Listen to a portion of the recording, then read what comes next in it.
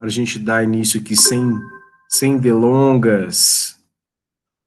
Então, pessoal, muito bom dia, sejam todos muito bem-vindos à disciplina de Psicologia aplicada ao Direito, e nós terminamos a aula passada com um grande silêncio. Começamos a falar sobre sexualidade infantil, e aí, enfim, não sei se já era preocupação de ir para outra disciplina, ficou assim aquele clima assim, poxa, que história é essa de fase ou estágio oral, estágio anal, estágio fálico, que é isso, afinal de contas, Gemerson? Porque nós, no curso de Direito, acabamos indo para esse caminho, se talvez para nós mais importante fôssemos ver outros processos em psicologia para a aplicação ao direito, e de repente a gente começou a falar sobre sexualidade infantil. O que Freud está vendo, o que está acontecendo? Então vamos lá. Caminho nosso é o seguinte: primeiro, nós começamos com 5 lições para entender a base da base de Freud. Né? Eu sou uma pessoa que tem desejo, o meu desejo estrutura o meu psiquismo é formado por id, ego e superego, por consciente e inconsciente, essa topologia, essa geografia da vida mental me coloca, então, no desenvolvimento ou mais próximo de uma linha neurótica ou mais próximo de uma linha psicótica. Tem outras linhas, tem outras nuances? Tem, mas a base é essa. O meu inconsciente se manifesta, eu reprimo o meu inconsciente, o inconsciente reprimido é o recalque tem consequências na vida cotidiana, desde a manifestação no sonho a doenças psicossomáticas. O recalque me persegue porque é a marca do neurótico. Mas isso não nasce do nada. Isso nasce através de uma história para Freud da sexualidade, que começa desde a criança, ao nascer, que já possui já uma orientação da sua sexualidade voltada para o mundo externo. Um descobrimento do próprio corpo, um descobrimento das relações familiares, até que nós chegamos à ruptura definitiva, né, que seria o tabu definitivo, né, que é o incesto, tá? E aí nós partimos, então, de uma psicologia psicanalítica de origem clínica ou básica, teórica, que era o 1, e aí lembro aqui que nós estamos atrasados uma aula. Hoje, lá no nosso cronograma, era para nós estarmos em behaviorismo. Aí vocês viram, professor, você tem uma atividade, já era para a gente ter mais atividades. O que aconteceu? Nós atrasamos porque eu precisei fazer uma aula um pouco mais estendida disso de conceitos. Estamos uma aula só atrasada. Então, hoje eu já vou colocar aí o segundo texto, já coloquei para vocês. A gente vai explanar hoje, vai discutir hoje. E aí, a partir dessa explanação, o segundo exercício, e aí eu vou ficar com... A gente vai ter que fazer um combinado aí de eu pegar alguma aula algum dia. Mas aí nós não estamos tão atrasados. Próxima aula, behaviorismo, e a gente segue a vida. Por quê? Porque estes conceitos fundamentais vão nos permitir entrar agora na análise freudiana sobre a cultura, sobre a civilização. E aí entender um pouco sobre essa relação da psicanálise com processos de violência, com o surgimento da moralidade, enfim, com o apontar em direção a uma ligação mais profunda com o direito, que é pela linha aqui, mas do direito penal, mas poderia ser outros direitos também, né, sei lá, o constitucional, o cível e o familiar, no caso, vão estar o cível dentro do o familiar dentro do cível, né? Mas enfim, vamos estar adentrando outras esferas que vão estar mais ligadas de fato com o direito.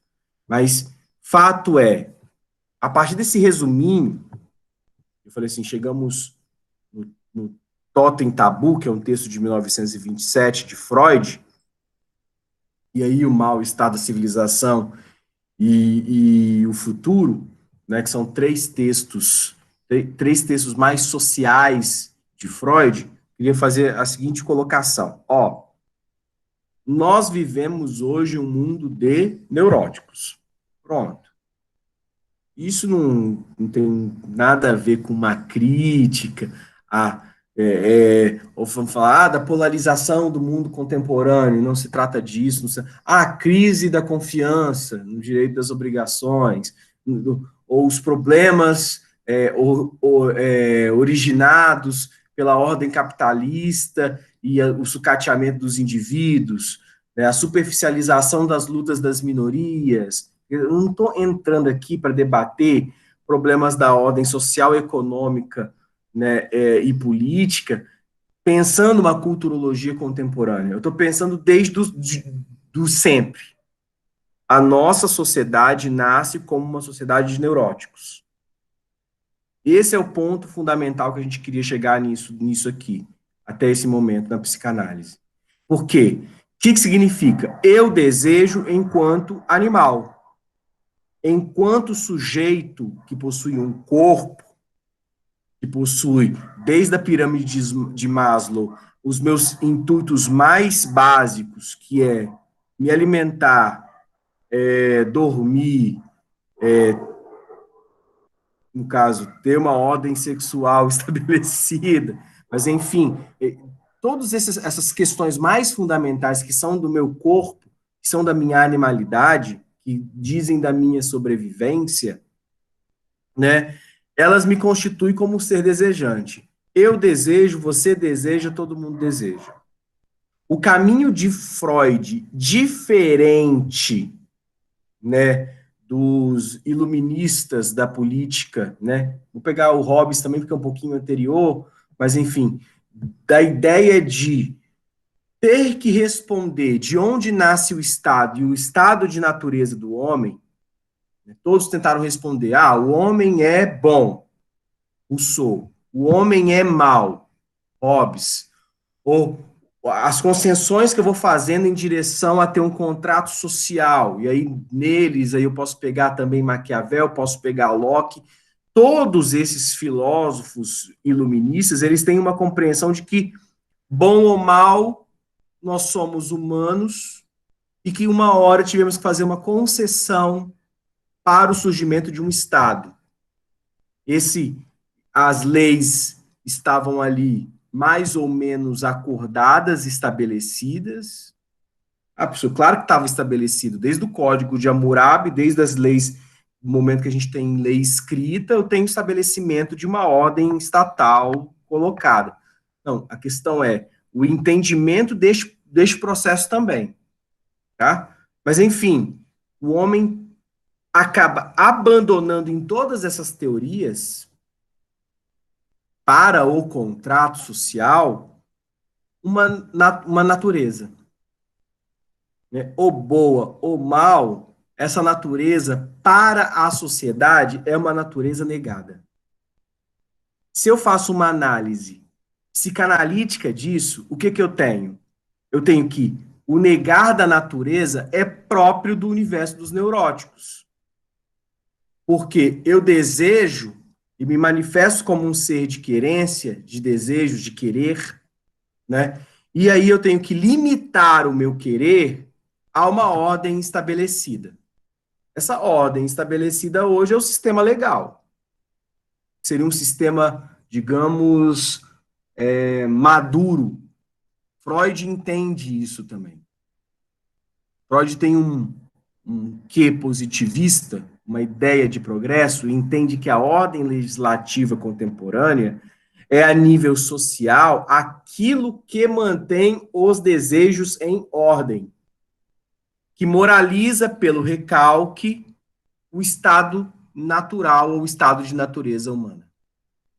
Porque se esse estado de natureza fosse colocado, né, para, digamos, para acontecer, digamos, se as pessoas falassem assim, não vamos mais recalcar, né, vamos viver tudo que a gente quer, se eu tenho vontade de matar, eu mato, se eu tenho vontade de roubar, eu roubo, né? Então, se eu não recalco, nós viríamos a barbárie do mundo dos loucos. Nós viveríamos um manicômio a céu aberto, porque as relações seriam psicoticizadas, né? Ou seja, as relações seriam de um universo simbólico da ordem dos psicóticos. Porque o psicótico é aquele que não recalca. É aquele que não entende por que você tem algo e eu não tenho. Ou porque ele tem e você não tem. O psicótico não está estabelecido, não está colocado num universo de regras, num mundo de regramento, em que o recalque é a única medida do possível. Pensa o seguinte, eu estou pegando aqui linhas muito mais poderosas, eu estou falando aqui de balizas sociais muito fortes, como a propriedade privada, ou o direito ao próprio corpo e o direito à vida. Mas vamos pegar aqui coisas mais tênues, né, que não tem uma lei escrita, constitucional, codificada, colocada, né? Mas, por exemplo, eu não posso dizer o que eu penso o tempo todo. Isso é muito tênue, é muito frágil, inclusive. Né? Por que eu não posso dizer o que eu tenho que recalcar? Porque tem os sentimentos do outro, porque tem a cultura do outro, porque tem uma ideia de respeito, tem uma ideia de urbanidade, tem uma ideia de socialidade. Eu não posso chegar aqui e falar assim, se eu penso de uma coisa de você, e vamos lá, eu tenho o direito de falar e vou aqui jogar na sua cara o que eu penso de você. Olha, você é isso, isso, isso, isso, isso, isso. Se todos fizessem isso, nós íamos entrar em alguns episódios do Black Mirror, né? Porque nós íamos entrar num caótico universo das coisas em que as pessoas iriam se manifestar como detentoras dessa possibilidade, desse direito da livre expressão do pensamento, né, liberdade, né, a todo custo, e eu ia gerar um mundo de caos, porque não está no código o respeito, não tem uma lei específica falando de urbanidade. Nós temos ali, talvez a nível do universo público, né, a questão da Lei 171, que inclusive 171 é péssimo, né, que é o Código de Ética do Serviço Público Federal, né? Então, vou ter essa normativa ali do Código de Ética e tal, que fala que eu tenho que ter urbanidade, que eu tenho que tratar bem as demandas que me chegam, que eu tenho toda uma postura ali de um servidor público ética, mas ali eu tenho a sanção de, sei lá, quais são as sanções do Código de Ética? Censura. Então, eu tenho que me calar diante disso, mas fato é, estou querendo aqui, nas duas últimas aulas, trazer este elemento. Nós nos tornamos uma sociedade de recalque. Uma sociedade mores, uma sociedade moralizada, tá? Então, por mais que nós tenhamos um conceito, né, antigo, clássico, da nossa antropologia, que nos coloca como zoon, politikos, zoon, logos, né, quer dizer, somos animais racionais e somos animais políticos, somos animais um bocado de coisas, né? Fica-nos, para a leitura da psicanálise freudiana, que nós somos animais neuróticos, nós somos zooneuróticos, e nós somos animais que desejamos um bocado de coisa, mas não fazemos esse bocado de coisas porque vivemos numa sociedade. Porque nem tudo que eu faço no meu quarto escondido, com a porta fechada, eu vou fazer no universo público. Eu vou fazer na frente dos meus colegas, eu vou falar tudo o que eu penso com os meus pais, eu vou ter relações profissionais desgastadas e irresponsabilizadas na base da truculência. Então, não é isso. Tem uma urbanidade tácita e uma moralidade tácita porque nós vivemos um mundo de neuróticos. Quem não é neurótico, nós trancafiamos. Isso é uma outra discussão que a gente tem que falar sobre luta antimanicomial, sobre o que é um manicômio, por que o manicômio surge e é colocado lá. Mas o manicômio, assim como a prisão e o convento, existe uma função de aprisionamento. Tá? É só você fazer uma leitura muito do que é periférico. né? Gente, por que você acha que o hospital psiquiátrico foi o principal do estado, né? Foi lá para aquele cantinho de Cariacica, ali naquele amontoadinho ali, né? Quem não conhece o Adalto, né? Adalto Botelho, ou pelo menos ouviu numa piada familiar, você tá bom para ir pro Adalto, tá? O que acontece? Nós, enquanto sociedade de uma urbanidade, criamos um conceito de periferia que tá colocado no mundo urbano desde todo sempre. Quando nós nomeamos lá os bárbaros no Império Romano Ocidental, os bárbaros, você pode ver Vikings na Netflix, eles não eram tão bárbaros assim, não, tá? O conceito de bárbaro é o conceito de periférico. Bárbaro é aquele que não falava romano. Então, se eu tenho uma visão cosmopolita, eu tenho um entendimento ali de uma centralidade, se eu falo romano, então eu estou dentro da centralidade. Se eu não estou dentro da centralidade, eu estou no periférico, eu sou bárbaro.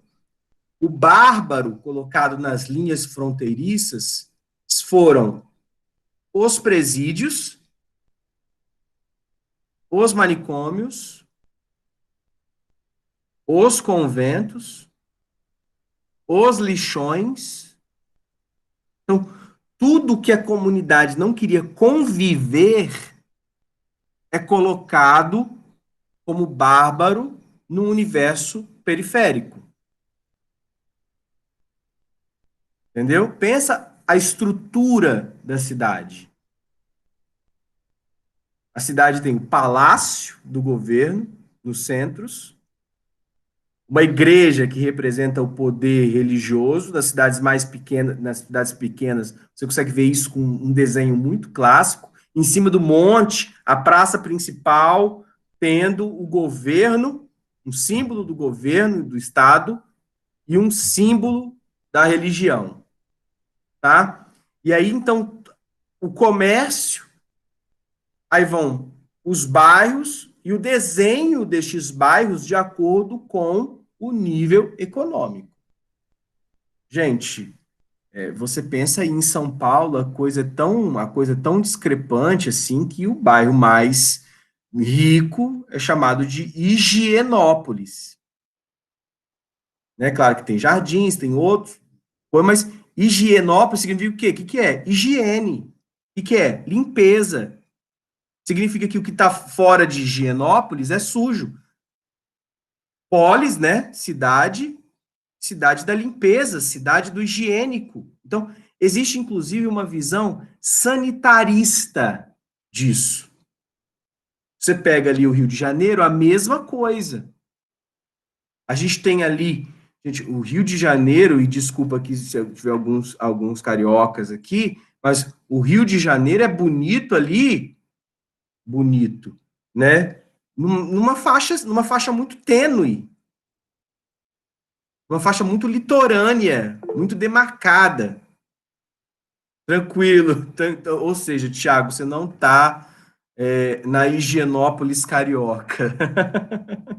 Né? Então, percebam, nós vivemos um mundo que demarca de maneira muito concreta, né, os espaços e os convívios.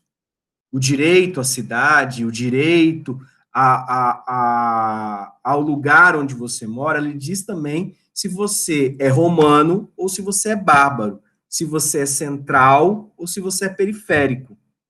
Falar de periférico é falar daquilo que não é central, tá? Então, Emerson, prossigamos então para o mal-estar da civilização. Vamos lá, então. Então, beleza. O que Freud, então, coloca neste próximo texto, já que eu entendi ali? Ele faz uma retomada do conceito de cultura. Mal-estar na civilização, na verdade, está falando sobre o mal-estar nutrido, gerado, gestado, formulado, concebido a partir da cultura, a partir da vivência nessa civilização. Porque eu sou um animal civilizado. Eu sou um animal que entrou na cultura. Entrar na cultura, gente, não é a cultura erudita. Entrar na cultura é entrar no universo simbólico desta sociedade.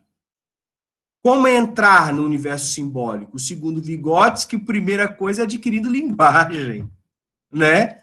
Eu sou ensinado a me comunicar com os outros a partir de conceitos e a partir, então, de arquétipos mentais e lógicos de uma sociedade.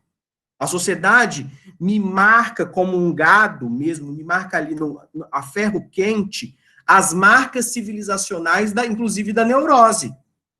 Eu posso isso, eu não posso isso, eu devo me comunicar assim, as palavras significam tais coisas.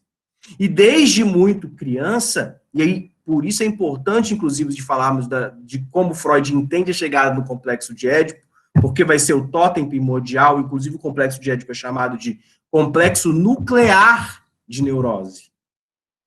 É a neurose fundamental, tá? Mas é importante essa concepção aí, dessa história de progresso aí na vivência da criança, porque o que está acontecendo no ensino da criança ali é um processo de neurotização, não erotização, de neurose mesmo, a neurose que é implantada em todos nós. A criança é tipo, você não pode fazer isso. Por que você não pode? E aí pega, hein? Porque o papai do céu chora. Olha, talvez assim, a infância da década de 80 foi marcada por essa neurose fundamental também, né? Que é, tipo, Deus se entristece, Deus chora, porque é pecado. Ah, James, na minha casa não teve isso, não. Na minha casa não teve isso. Processo de neurotização foi outras vias. Ah, foi? Tem já gente já colocando aqui que teve esse processo. Como foi? Foi chinelo. Chinelo. Tipo, castigo. Se você não fizer o que mamãe e papai querem, você será castigado. Você vai ficar sem, sei lá, vamos pensar hoje, sem o celular. Você vai ficar sem fazer tal coisa. Você não vai na rua. Na minha época não tinha celular, né, gente? Então, você não vai brincar com os amiguinhos na rua. Tá? O fundamental ali é que o processo educativo é um processo neurotizador. O processo entrar na sociedade, entrar na cultura, é aprender a apanhar. Quem não aprende a apanhar, vou fazer um gesto feio aqui, mas aquele assim, tá?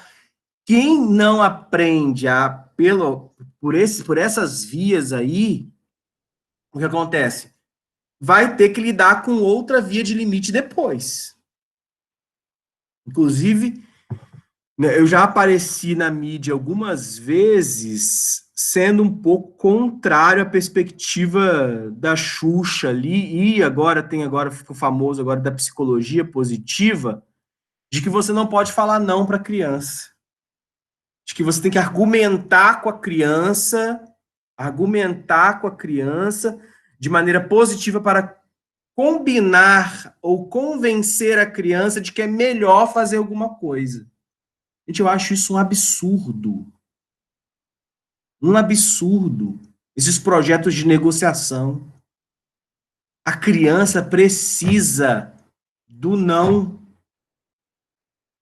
Ela precisa do limite.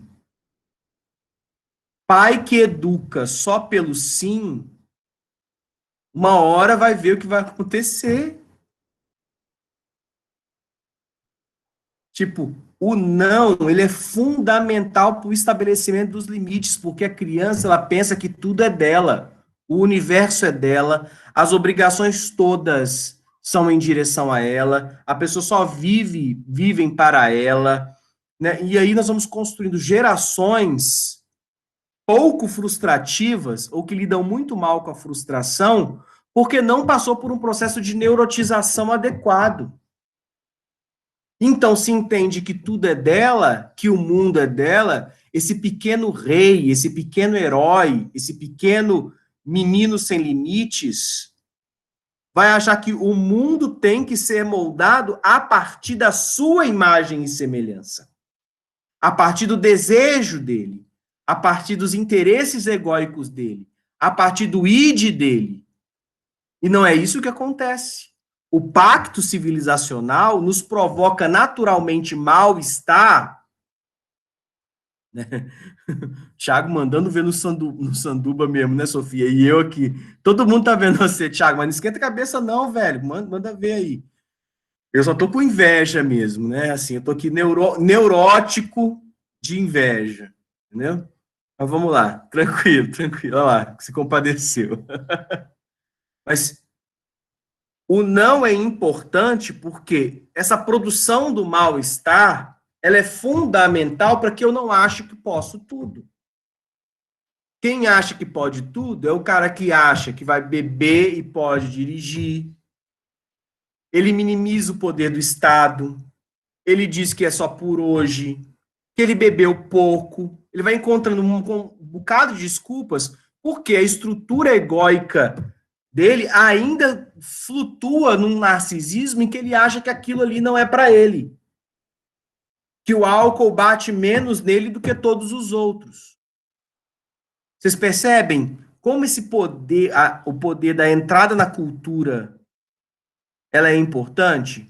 Porque se eu tenho uma neurotização adequada, eu entendo que o meu corpo não é diferente de todos os outros corpos, que o meu desejo não é diferente de todos os outros desejos, que a minha estrutura não é superior e narcisicamente moldada maior do que todos os outros, que o meu sofrimento é igual ao dos outros. E se eu estou, então, vivendo nesse raio dessa sociedade, eu tenho que obedecer certos padrões de conduta tais que foram, inclusive, positivados, alguns, outros não, mas que vão me permitir viver numa sociedade de maneira adequada.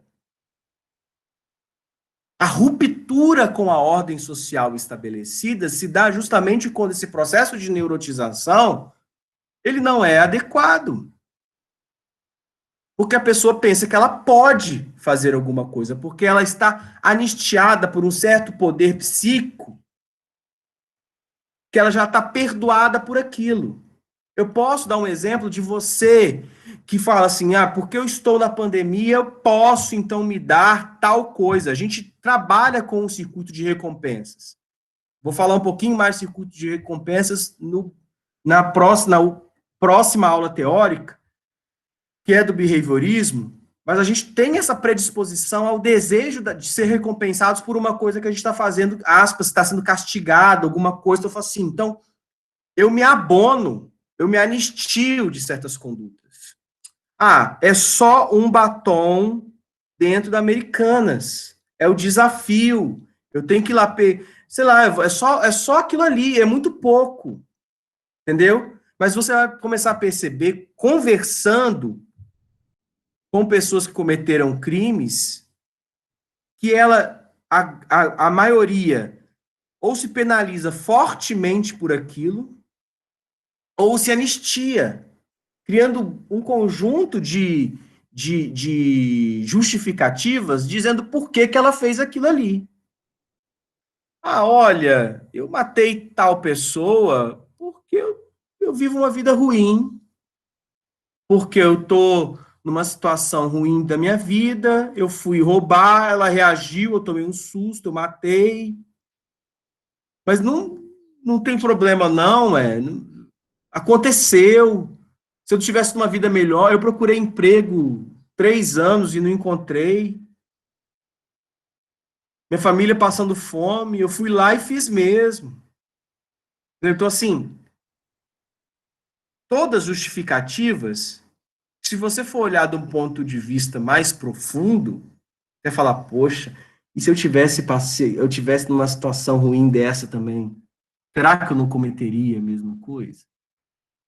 Será que eu não... A disponibilidade dos bens ali não me permitiria pensar no crime de uma outra maneira? Eu, como agente público, como político, sei lá, para fazer rodar a máquina. Então, colocando aqui algumas caraminholas, dizendo que, na verdade, o desvio de conduta, né, o antes de chegar o advogado e antes de chegar o juiz, antes de chegar o Estado com o poder de direito, antes de chegar o poder de polícia, essa pessoa já criou justificativas para o próprio ato. Ou no ato, circunscreve os seus atos a partir de justificativas que tentem suspender a questão neurótica. Tá? Então, o Freud coloca isso, né? O primeiro não infantil que recebemos, o não pesado, criador de trauma, neurotificador por características primevas, essa neurose fundamental foi o incesto. Então, Freud volta ao texto do Totem e Tabu, de 21, tá? E descreve a passagem da natureza em direção à cultura. Do mesmo modo que Hobbes, do mesmo modo que Rousseau, do mesmo modo que Locke, Freud está pensando um contrato social, partindo, óbvio, de uma estrutura ideológica de natureza, de que é a natureza da ordem primeva, ou da horda primeva, de que, então, o humano vivia ali num estado de natureza junto com os outros hominídeos. Né? Freud, obviamente, tem uma compreensão um pouco melhor desse estado de natureza do que os iluministas, óbvio, porque teve um Darwin que antecedeu a Freud, né? Então, ele pensa as estruturas hominídeas, as estruturas primevas da antropologia cultural, como, de fato, hordas, né, tribos. E a gente vê isso na história. O nascimento das primeiras civilizações, ali no Crescente Fértil, na Babilônia, a gente vê ali, eram gênos familiares que vão se tornar frátrias, dessas frátrias elas vão evoluir até nós chegarmos numa estrutura clã-fratrial, clã-patriarcal, que vai dar origem às primeiras cidades, né? Mas eram parentes, era uma família, e essa família vai crescendo, vai crescendo, vai crescendo, até que a gente esquece que aquele outro lá era meu parente. Isso eu preciso aí de uns 3, 4 séculos aí para começar a me afastar do ponto de vista familiar, para não reconhecer naquele outro o meu parente. Mas então há um entendimento de que essas civilizações nascentes, então, elas tinham uma estrutura mais ou menos tribálica, mais ou menos, vamos pensar aqui como se fosse uma tribo de orangotangos ou de chimpanzés. É claro que eu não estou. Eu li Darwin, né, gente? Sei que não é, né? Mas a estrutura é muito próxima, tá? Então, porque estavam nascendo os hábitos, os usos e os costumes que vão dar origem à sociedade. E essa sociedade, ela se caracteriza desde o início da história. Então, história, estou falando de história escrita, história contada, história civilizacional, estou falando de árabes, egípcios, eu estou falando de fenícios, eu estou falando de mesopotâmios, eu estou falando de toda aquela civilização ali nascente, e aí, então, gregos e até romanos, porque o processo, então, que nos coloca ali na história do Ocidente. E posso pegar também, obviamente, as tribos no Brasil, posso pegar Yanomami, posso pegar tudo, né, africanas, vão ter uma fundamentação, um surgimento dessa sociedade com base na leitura do Freud, de hordas primeiras em sistemas patriarcais. Tá? Uma estrutura patriarcal nascente, em que o homem era a autoridade máxima, né, que vai ser semideus, ou interlocutor com o divino, ou o próprio Deus, enfim, é o patesi mesopotâmico, é o faraó egípcio, que vai ter naquela pessoa a marca de que ele é o chefe da tribo, e é o chefe, então, das cidades, e é o chefe da civilização, tá? E esse sujeito é chefe porque, obviamente, ele, assim como os hominídeos antigos, era o pai, né? A ideia de um pai todo-poderoso, guardião da cultura, guardião daquilo que é sagrado para aquele povo e que vai tentar imprimir uma marca de que aquele povo é um povo familiarmente construído. É uma nação, é uma pátria. Ah, James, dá um exemplo aí melhor. Abraão. A gente nem sabe se Abraão de fato existiu.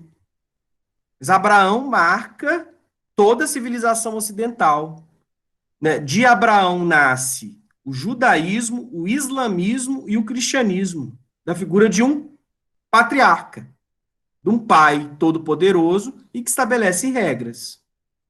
Regras que vão virar o decálogo de Moisés, que vão virar outros princípios legais dos juízes, outros princípios legais da monarquia aramaica, né, no caso judaica semita. Então, vários momentos da história que em todas as civilizações a gente vai olhar o seguinte, olha, tinha um patriarca, tinha um pai.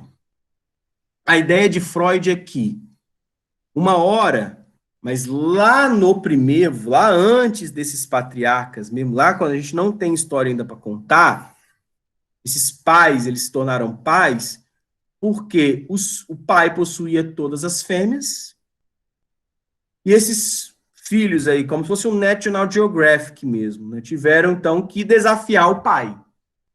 Os filhos se unem e matam o pai para possuir as fêmeas, para possuir a tribo, para dividir o bem ali, o mal, essas riquezas que existiam no geno, né, na Horda Primitiva. Só que esses filhos são acometidos também de um remorso, porque se não fosse aquele ao qual mataram, eles não teriam existido. Então, a marca do remorso primitivo para o filho é a morte do pai. Então, o complexo de neuroses, né, ou o complexo de Édipo, na verdade, é uma grande metáfora para o surgimento do remorso na civilização. Tipo, a mãe me é proibida, ela tem um dono, é o pai. Para ter acesso à mãe, eu tenho que matar o pai, ser superior ao pai, vencer o pai, destruir o pai. Ao destruir o pai, eu consigo a mãe, e a mãe, então, a vivência com a mãe, me coloca o remorso da morte deste pai que me deu tudo, inclusive a própria existência. Jamerson, eu conheço uma história parecida. Ah, eu conheço várias histórias parecidas. Se você pegar aqui a cosmogonia, o nascimento do mundo, em quase todas as civilizações, elas têm basicamente essa estrutura. O filho, criatura de um pai, que desafia, desobedece o pai, e ou é castigado, porque quer ser como o pai. Você lembra lá da serpentinha lá? Posso pegar o Gênesis aqui, capítulo 1. Eu posso pegar a estrutura semita, que é o Gênesis, o próprio Gênesis, capítulo 3, porque tem praticamente ali 500 anos de diferença entre o capítulo 1 e o capítulo 3. Eu posso pegar a antropogonia egípcia, eu posso pegar os mitos primeiros na civilização persa, eu posso pegar os mitos primeiros da mitologia grega, e eu vou ter sempre histórias muito parecidas, inclusive um objeto salvífico, um cordeiro que seria imolado, que é filho de Deus, que é o sacrifício perfeito, né, peraí, de Abel, né? Então, ou tem o sacrifício perfeito, e aí que vai lavar o pecado. Mas a ideia é, as religiões se estruturaram a partir deste Pai Todo-Poderoso, que foi ferido pelos seus filhos, e que nós então temos que nos arrepender dos nossos pecados para a gente chegar à salvação. Professor, eu não sou ateu, eu acredito em Deus, eu vou na igreja, no culto toda semana, você está querendo ateu comunista. Gente, não tem nada disso. Você pode manter suas estruturas de fé no lugar, inabaláveis, o lance é pensar que essa estrutura do nascimento da moral religiosa, ela é muito próxima da estrutura que a gente tem do nascimento de todo o processo legislativo cultural. O que eu quero falando com processo legislativo cultural? Aquilo que eu posso ou não posso na sociedade. Seja, numa ponto de vista de uma neurose individual, eu, pessoa, que neurotizo e não faço tudo o que quero, e vivo uma vida moral em sociedade seguindo regras, ou eu, entidade cultural de um todo maior, que é parte de uma sociedade, em que obedece essas normas da sociedade que eu não escolhi nenhuma. Eu não escolhi nenhuma, tinha que ter um contrato. Teve um contrato que eu nasci, eu fui culturalizado nesse contrato, ninguém me parou perguntar se eu acho que eu tenho que, de fato, respeitar a dívida. A história é de respeitar a dívida. Não sei, não concordo com essa estrutura de respeitar a dívida. Credor, eu acho que tem que se ferrar, porque vendeu, confiou, hahaha. Então, vivo num outro universo paralelo que coloca isso em suspensão. Não quero viver isso, ser guiado por essas regras. O que eu estou fazendo? Estou saindo do universo neurótico e indo para o periférico através de uma psicose. Eu estou enlouquecendo. Não viver a conduta culturalizada é o enlouquecimento. Tá? Então, o mal-estar da civilização, ele retorna ao totem e tabu de 21 para justamente passar esse, como que é a entrada na cultura. Saó da primeira, um pai, ele era todo poderoso, arbitrário, possuía todas as mulheres, eu vou lá, mato o pai, eu assassino do pai, e esse parricídio, né, se torna, então, o nosso objeto de recalque. Esse parricídio daria fruto, então, a toda a organização social que a gente vive, dando origem às civilizações. Porque teriam regras. Esse tabu do incesto, então, estaria inaugurando a primeira lei numa sociedade. Por quê? Porque, segundo o que estava escrito, redigido naquele momento, o incesto vai advir de uma natureza antissocial. Não é viver em sociedade cometer o incesto. Tá? Se você puxar aí na sua memória, então, lembrar aí, qual que é a primeira lei que existe? Nossa, isso aí, acho que nunca escutei isso no curso de Direito. Se algum professor conversou com vocês, ou pensou alguma coisa com vocês podem até partilhar comigo aqui agora, vamos discutir. Qual que é a primeira lei que surgiu?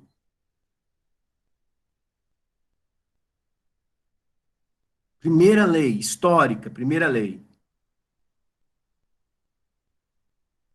Lei das, tipo, escrita foi das 12 tábuas, mas lei oral, não sei. Não pode ser, talvez, a lei da gravidade, né? É uma lei inescapável na sociedade, então Freud intui isso, o totem tabu. A primeira lei seria a lei do incesto. Meus pais falam que é os 10 mandamentos. Mas vamos pensar, Tiago, antes dos 10 mandamentos, né, a gente tem um conjunto de leis morais que seriam, inclusive, dariam condição para respeitar alguma lei, né? Seria igual o código que vai permitir o surgimento das leis, né? Então, por que eu vou obedecer uma lei? Né? Tá lá, amar a Deus sobre todas as coisas. Primeiro que não tá amar a Deus sobre todas as coisas, né, gente? A primeira lei das 12 mandamentos é temer, é ter medo, tá? Essa é uma lei fundamental, inclusive, do Decálogo, né? Que ela tem poder fundamental, é tipo, a primeira lei, vamos aqui acabar com a catequese mal feita de alguns aqui, né? A primeira lei, gente, é ter medo. Porque senão você vai ser castigado, né? Temer a Deus sobre todas as coisas é o fundamento moral do temor é você tenha medo, porque se você não tiver medo, você vai ser castigado, porque tem alguém que pode te castigar. Este castigador, que foi eleito o primeiro castigador, é o divino. Ele tinha que estar acima do homem, pensa o homem mais forte, o ser humano mais poderoso. Esse divino teria que ser mais poderoso que este para que todos tivessem uma ideia de castigo.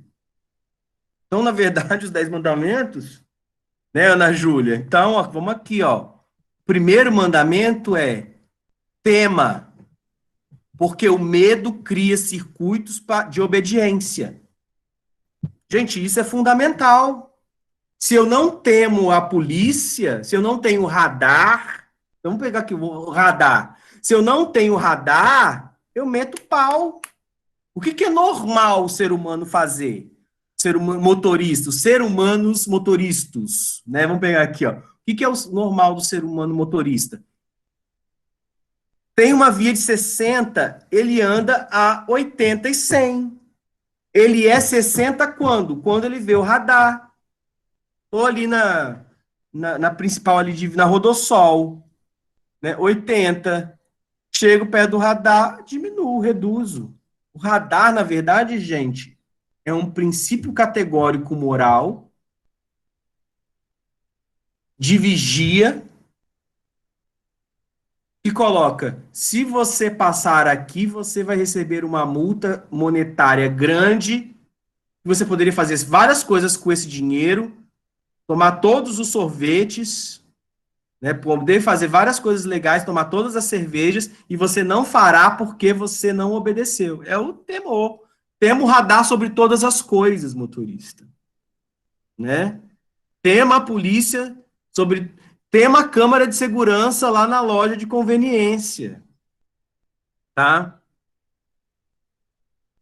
3 filhos. Então, não era um consenso, um incesto. Como assim, Mateus? Fiquei pensando aqui agora. Adão e Eva, em seguida, 3 homens. Então, não era um consenso. Não, Mateus. Agora que eu entendi a pergunta, não. Né, vamos lá. Nós temos ali um mito primevo. Tá? Qualquer teólogo que fez teologia mesmo, né? Não vai chegar lá só o cara que leu a Bíblia e acha que virou pastor porque leu a Bíblia, né? Li a Bíblia, aí vou lá pregar, né?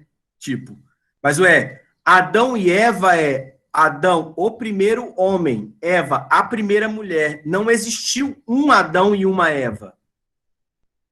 Existiu vários primeiros homens e várias primeiras mulheres. Adão e Eva é um mito antropogônico. É o nascimento do humano a partir de Deus. Então, o que acontece?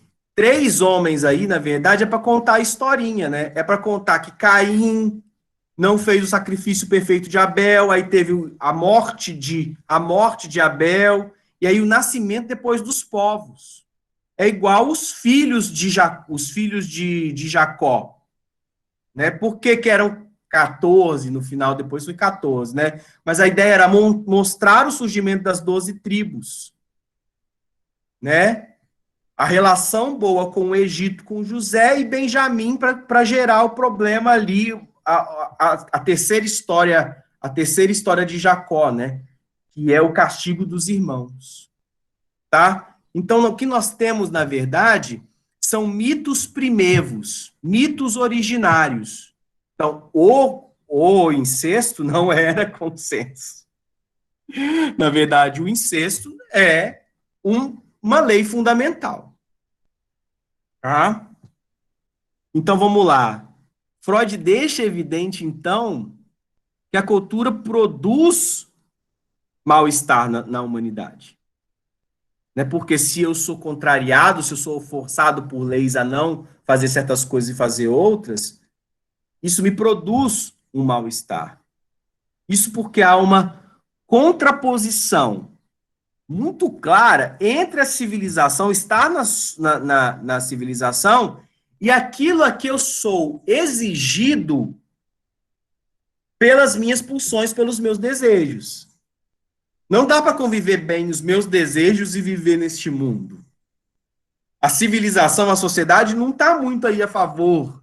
Ela me cria sensações contraditórias para eu conseguir viver, se me dá certos prazeres. Mas eu não posso tudo que eu quero.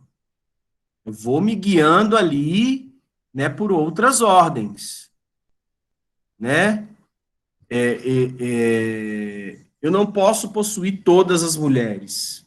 As mulheres não podem possuir também, meninas, direitos iguais, né? As meninas não podem possuir todos os meninos. Ou meninas, vocês não podem possuir todas as meninas, e meninos, vocês não podem possuir todos. Enfim, hoje a conta é grande. Mas o lance é, você não pode possuir todas as pessoas que você quer. Por isso que o capitalismo criou uma coisa chamada pornografia. Porque a fantasia é uma tentativa de fuga ao estabelecido numa sociedade monogâmica. Entendeu? Então a sociedade me puxa para um lado, mas as exigências que eu tenho no meu corpo, na vida pulsional, eu acabo tendo que abrir mão. Eu não posso tudo. Tá? Isso vira frase de caminhão. Eu não posso tudo que quero, mas amo tudo que tenho. Quer dizer, eu não posso tudo que quero porque eu tenho um superego, porque eu tenho um recalque, tá?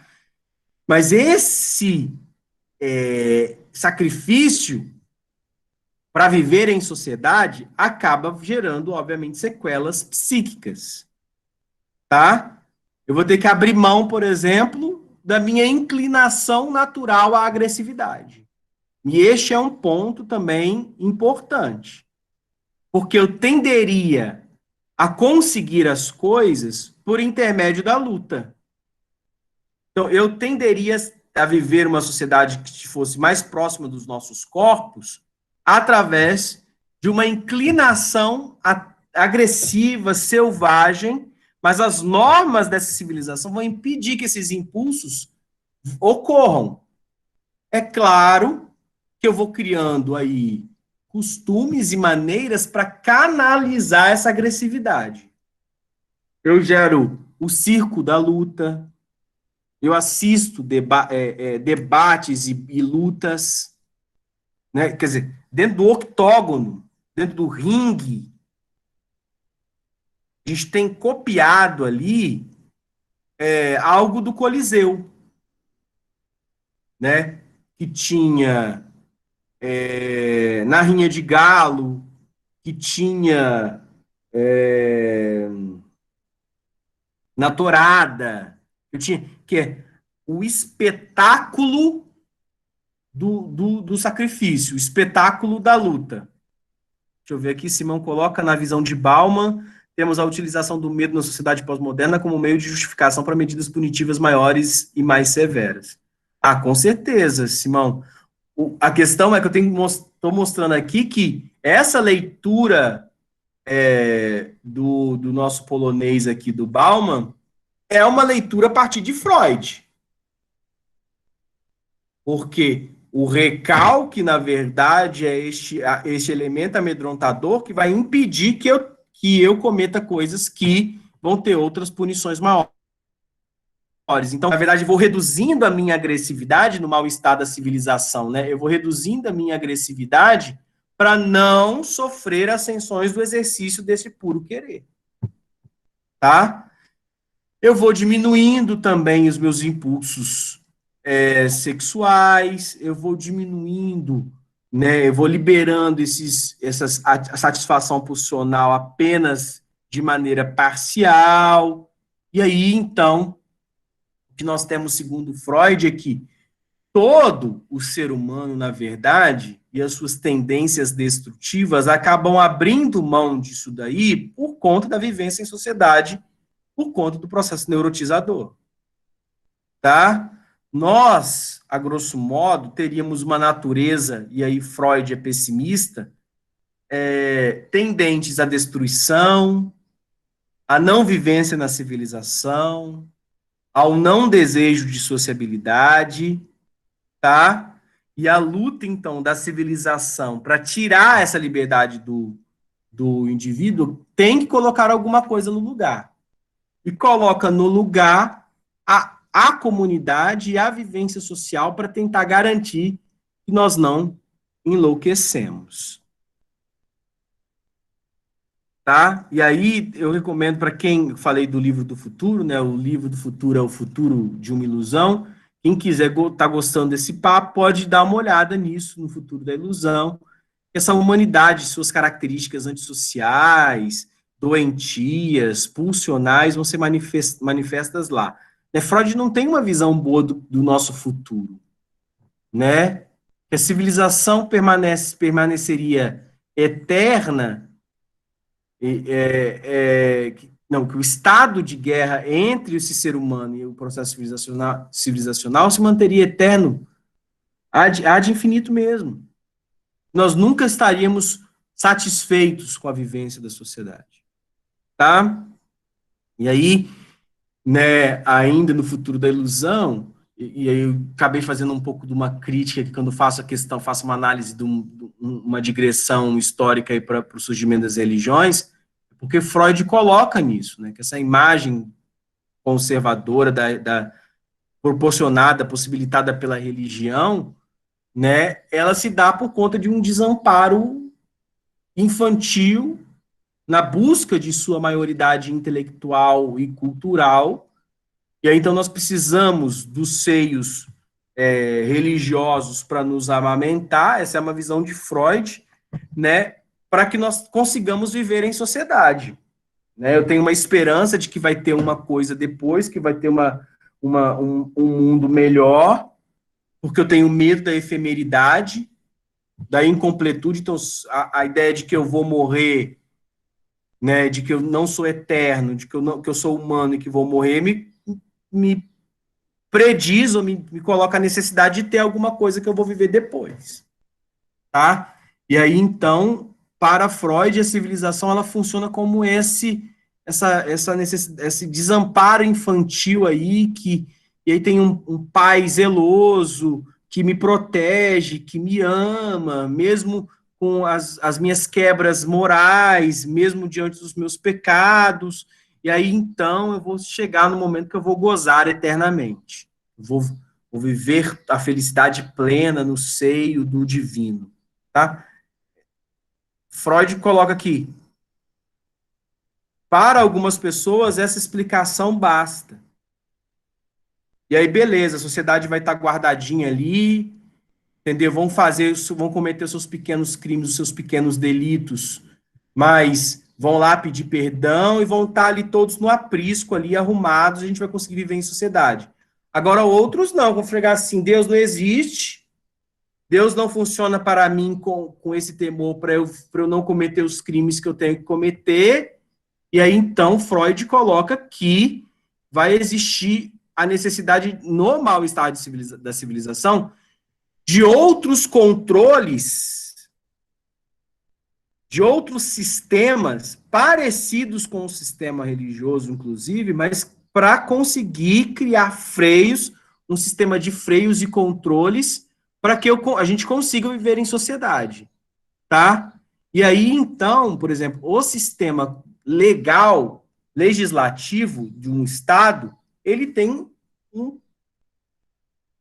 uma função, digamos assim, secular, né, não religiosa, o Estado, dos mesmos princípios dos sistemas religiosos, tá? Tem um Estado que eu tenho que ter medo, tem a punição, tem o pecado, que é o crime, está escrito, acordado, tá? Então, o que Freud está colocando aqui é que os operadores do direito são uma visão civilizacional mais avançada dos líderes religiosos. O juiz, ele tem a função ali da decisão da punição.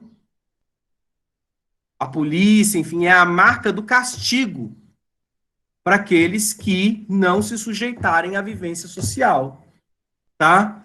Então, né, eu tenho uma série de buscas pelas minhas satisfações, né? Só que as chances de ser feliz, elas são limitadas.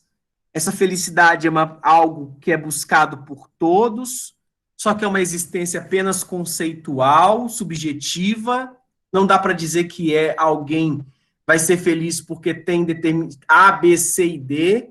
Quem tem A e B e é feliz, olha para quem tem A, B, e C, e D, e E, e F, G, o alfabeto todo e não é feliz e fala, porra, eu já sou feliz com A e B, e esse cara aí triste com... Quer dizer, a felicidade é uma construção, não é uma construção objetiva, ela é um conceito, e essa perseguição da felicidade, esse desejo de ser feliz nessa sociedade, ele é inconcluso. E aí eu separei aqui uma frasezinha do Freud no Mal-Estar, que ele diz: o programa de tornar-se feliz que o princípio de prazer nos impõe, nos pode ser realizado, contudo não devemos. Na verdade, não podemos abandonar nossos esforços de aproximá-lo da consecução de uma maneira ou de outra. Então, quer dizer, nós já vivemos numa sociedade em que a felicidade já é um bem etéreo parcial, porque não está relacionado a todos os prazeres possíveis.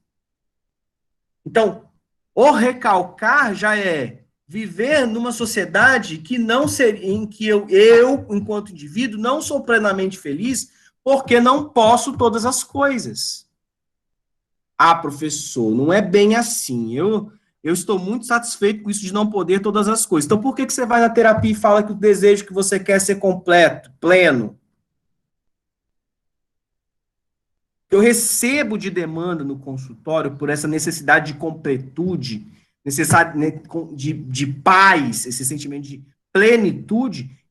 A plenitude é um alcance impossível,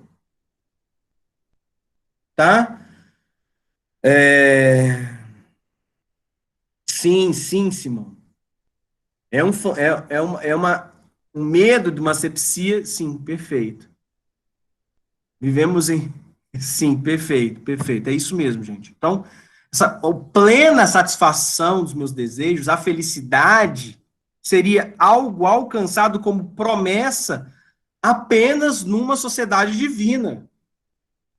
É a sociedade lá do Confissões 10 de Agostinho, da patrística, né? É a cidade de Deus.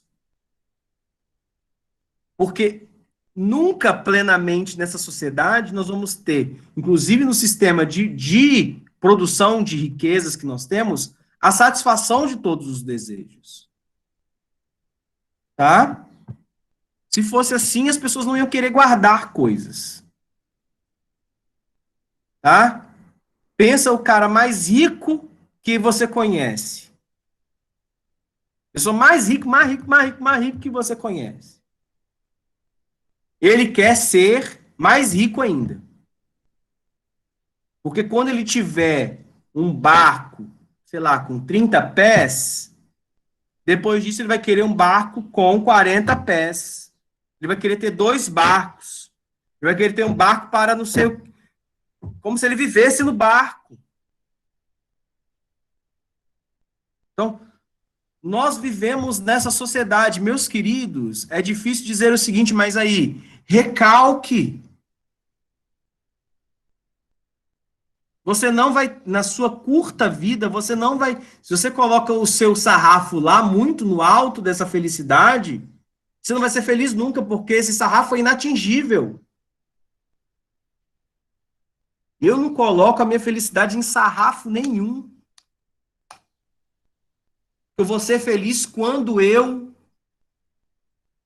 Nada, eu tenho que ser feliz agora. É um pressuposto básico de uma psicologia da vida saudável. Você está bem, saúde mental? Sei que não vou ter tudo. Porque nunca vou ter tudo. Ninguém tem tudo. O mais rico não tem tudo. Vou ter partes. A vivência na sociedade já é limítrofe. Já é condição limítrofe. Para viver bem, e é viver o universo neurótico, vou ter que dar conta dessas insatisfações e das satisfações momentâneas que a vida me dá. que essas satisfações me produzam coisas boas. Porque eu não vou enlouquecer. Já penso que a sociedade, então, nos aponta, então, para a vivência de sofrimentos. O ser humano já tem o seu, em essência, sofrimentos. A sociedade coloca sofrimentos. Tá? E aí, Freud aponta que dores no mal-estar, né? Esse mal-estar aqui, para Freud, são 3 tipos. Aqueles que são possíveis e ocasionados no corpo, aqueles proporcionados nos relacionamentos e os produzidos no mundo externo.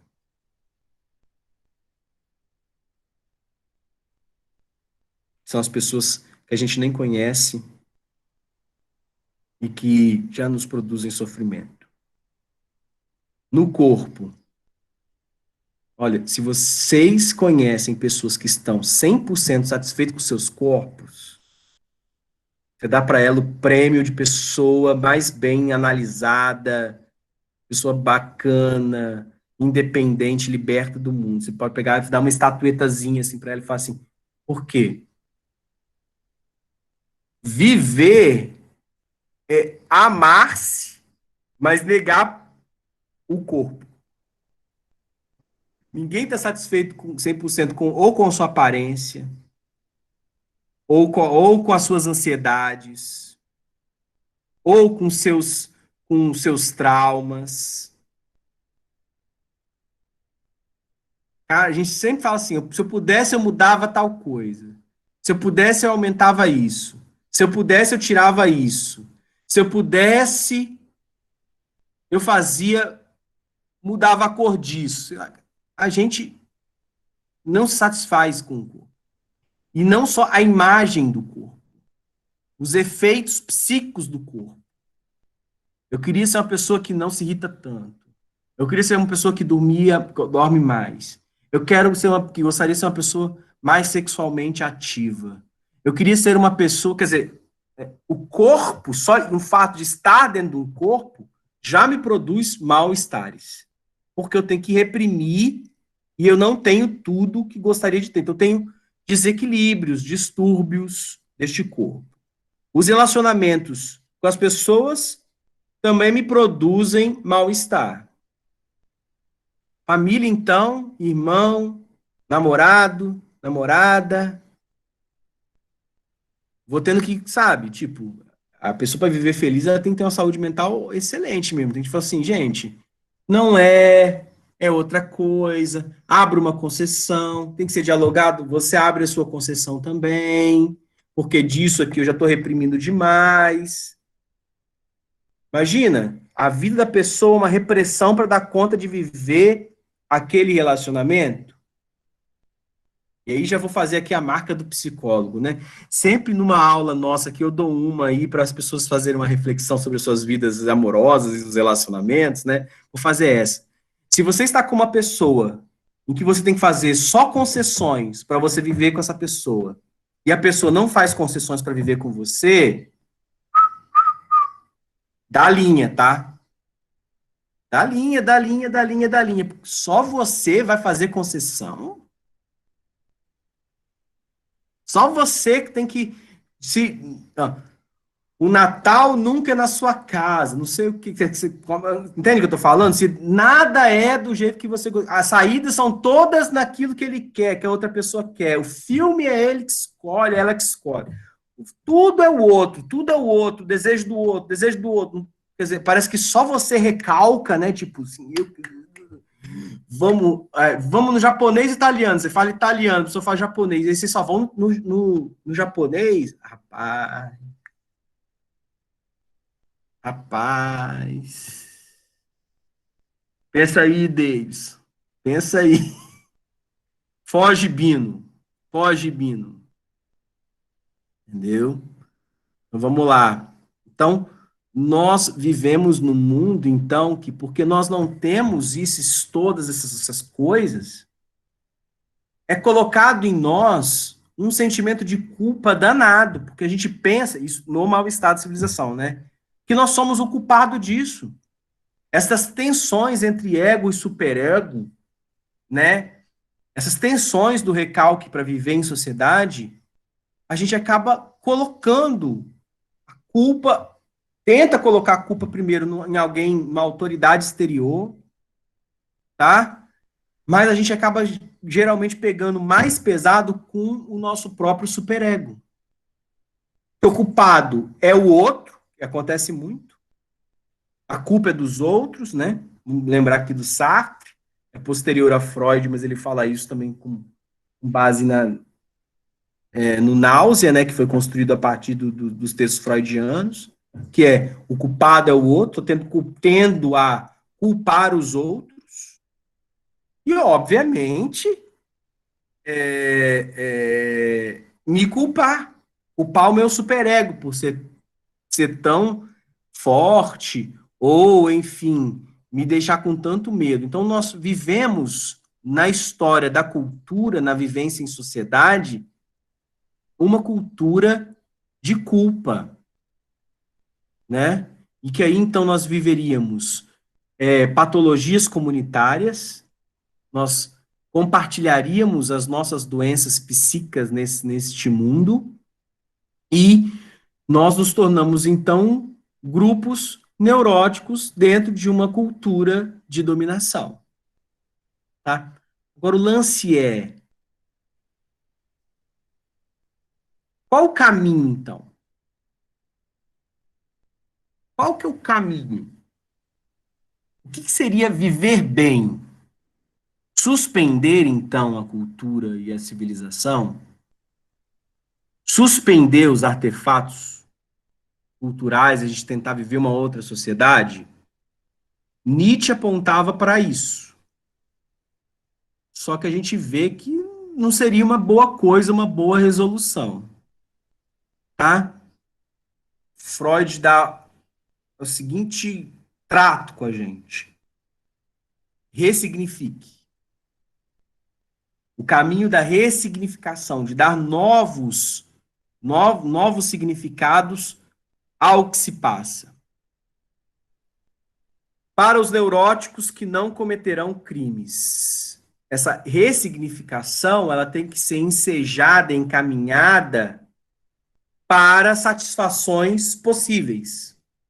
Eu tenho que ter algumas satisfações, né? Dentro dos limites daquilo que a sociedade permite que eu tenha satisfações.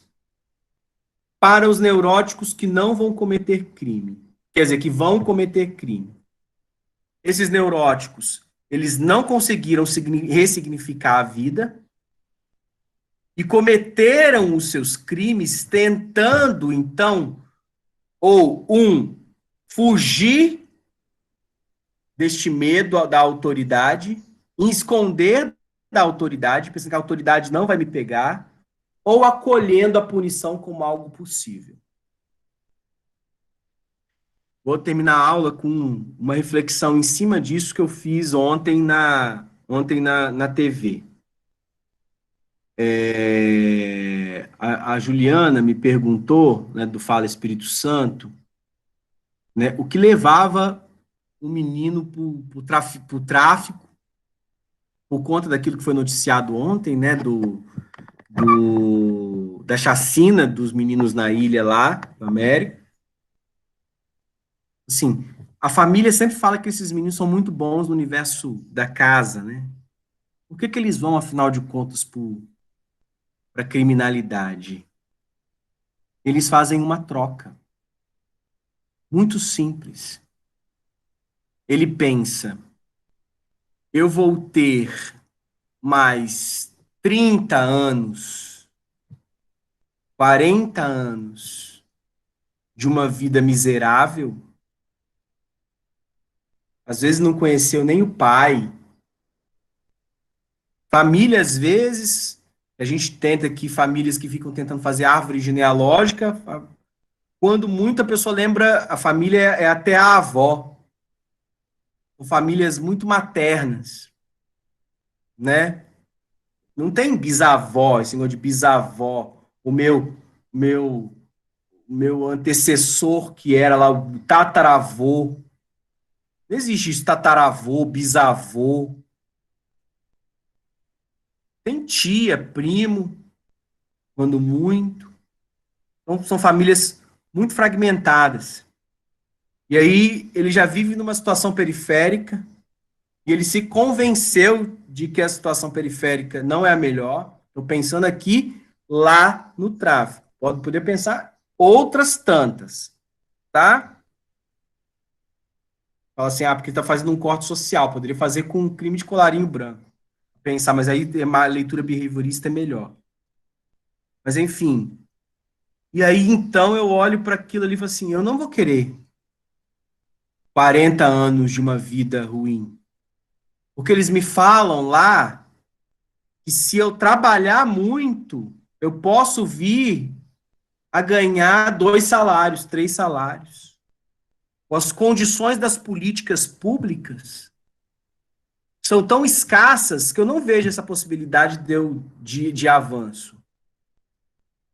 Isso, já pegou, Davidson, onde eu estou querendo chegar. Ele faz um acordo. Fala assim, eu vou viver pouco, mas como rei. Então, eu vou preferir viver aqui 5 anos, porque você não vê na televisão ali, vai lá na cadeia procurar lá, chefe do tráfico, 60 anos. Não tem 60 anos. 50 anos, 40 anos. Quando muito, e já é considerado velho, 30 anos. A vida no tráfico é dos 14, 12, tem ficado cada vez mais com a habitação mais primeiro, mais menos idade, né? Mas ali 12 aos 30, aos 25, a ascensão no tráfico, o rei do tráfico, ele consegue esse patamar aí com 20 anos, 25, 27. É o cara já experiente. E como é que ele ascendeu? Porque ele é muito bom administrador? Não, ele é o vivo mais antigo na rede.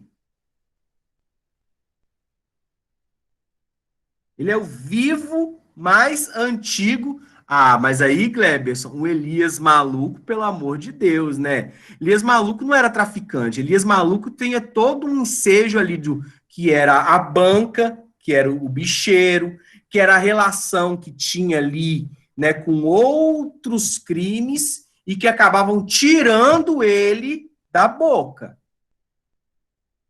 Isso aí é traficante alto, né? Elias Maluco não fica, não ficava em boca, tá? Aí é bicheiro, aí ele vai se cercar de outras contravenções. Você acha mesmo? Mas isso é porque também ficou preso, né? Elias, você sabe, Gleberson, quantos anos que viveu o Elias? Quer dizer, na cadeia? Ele ficou preso quanto tempo? Você lembra? Sim, mas aí mostrou uma fala de uma mãe, né? Mas que era o seguinte: ou é caixão ou é cadeia. Para viver bem, então, Kleber, você vai viver mais um tempo, então é cadeia, né? Porque ali na ativa, então aí, ó. Tira aí esses 20 anos aí dele aí, nós estamos com quanto? Na ativa ele estava com 34, tá? Então, o que a gente vê é essa troca, digamos assim. O meu desejo para vocês é que vocês vivam como bons neuróticos aí, recalquem e sintam um mal-estar de vivência com não chegando aos plenos desejos, para que vocês não vão para a cadeia ou para o caixão, tá bom? Ou para o manicômio. Tem três lugares, né? Ou você vive nessa sociedade do recalque, ou é caixão, ou é cadeia, ou é manicômio, hospital psiquiátrico, tá? Beleza? Gente, hoje vocês não apareceram dúvidas. Vocês têm alguma dúvida sobre até então? Tudo de boas mesmo? Tá. Nossa, que não foi muito polêmico, né? Acho. A aula não foi polêmica. Nem um pouco, é ruim não ter sido. Então, meus queridos, fiquem bem. Vou colocar daqui a pouco o exercício lá no Class, tá? E a gente se vê então semana que vem. Grande abraço, tchau, tchau. Bye. Todo mundo ocupado chorando, Lígia. Tchau, gente.